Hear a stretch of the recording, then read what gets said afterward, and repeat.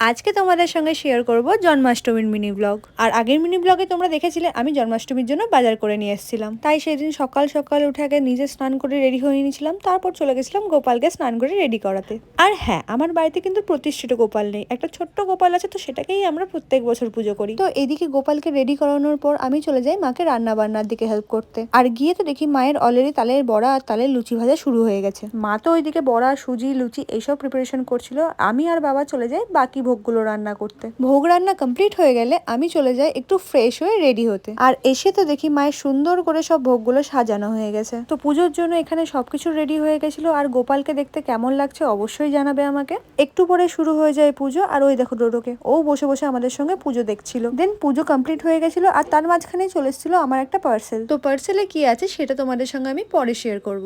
তারপর গোপালকে ভোগ নিবেদন করা হয়ে গেলে আমরাও বসে পড়ি দুপুরবেলা প্রসাদ খেতে। আর মাও ওইদিকে বসে পড়েছিল সবাইকে প্রসাদ দেওয়ার জন্য থালা সাজাতে। তারপর খাওয়া দাওয়া হয়ে গেলে একটু রেস্ট নিচ্ছিলাম আর সন্ধ্যেবেলায় বেরিয়ে পড়েছিলাম ঘুরতে। তো পুজোর আর মাত্র কটা দিনই বাকি, আর আমাদের পাড়ায় দেখো অলরেডি ঠাকুর বানানো শুরু হয়ে গেছে। সো দিনটা কাটলো এইভাবেই। আজকের মতো বাই।